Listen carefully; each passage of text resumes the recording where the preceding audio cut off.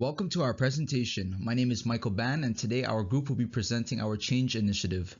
We are a group of York University students who have created an Instagram page called Empowering Nurses. One of the goals of our group is to improve healthcare and demonstrate how professional use of social media can lead to the development of a powerful communication platform, one that can be used to promote health information for the purpose of education and accessibility. There will be two primary issues that we will be focusing on, which include sexual harassment and gender discrimination at the workplace. Sexual harassment is a social phenomenon that affects people despite their status, race, gender, and age. Whereas gender discrimination is the unequal treatment of persons that is only based on their gender. So what will happen if these issues go unaddressed? Well, if nurses continue to face sexual harassment and gender discrimination at their workplace, their ability to deliver high quality care will affect not only the patient's outcome, but also the employee themselves. Our change initiative will be all about creating an open space for women nurses to achieve equal opportunities by addressing sexual harassment and gender discrimination in the healthcare setting. But why do we focus on female nurses regarding these significant issues? Well, according to Ross et al., female nurses are more prone to sexual violence because their gentleness, caring attitude, and compassionate nature is wrongly perceived by some as sexual signals. Moreover, gender discrimination is also an issue that female nurses continue to face today because of the unfair judgment that they can get from their male counterparts at work. For example, a female nurse who continuously gets complex assignment from her male nursing manager.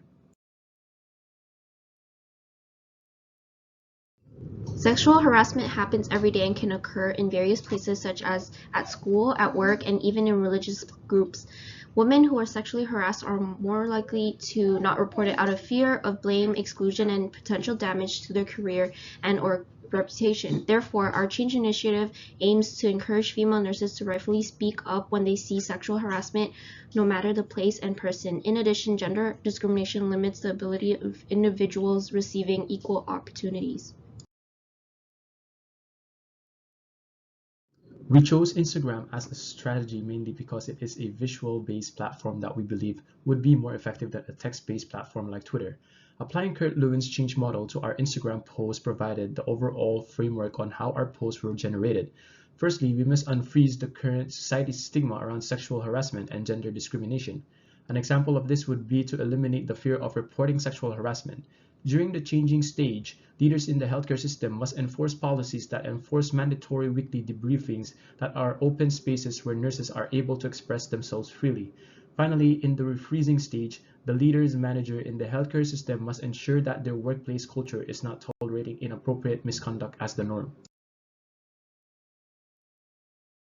After choosing Instagram as our platform, we created a schedule of what and when to post each week.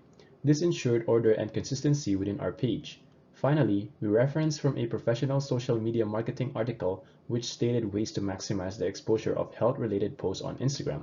For example, we primarily utilized the top 3 ways that article suggested. The first way was to use relevant hashtags in each post to potentially attract followers that have common interests with our page, promoting the same positivity. The second way was to create informative posts that inform people about our topic that is based on scholarly based research and evidence. The last part is to maintain a consistent schedule with posts. How did we measure the success of our page and its efficacy? We decided at the start of our journey to have a goal of 100 followers and to have at least the number of likes per post to equal 20% of our current followers at that time. These two factors would indicate follower engagement, and to us, that was our measure of success. At the end of March 24, we had a total of 85 followers and 10.5 likes per post, which both fell short of our initial goals. Therefore, we concluded that we were unsuccessful in that category. However, we believe that we still had a somewhat successful influence in the number of accounts that our page reached, which is 136.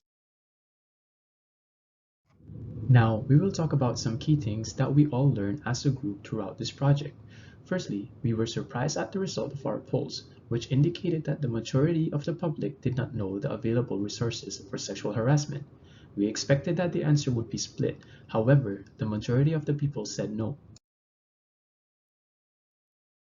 If we were to do this project again, we would like to try a different platform that targets a younger audience, like TikTok.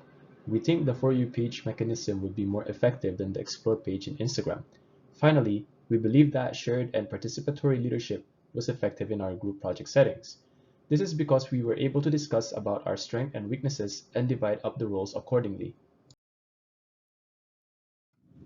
Thank you for listening to our presentation. Stay safe and wash your hands.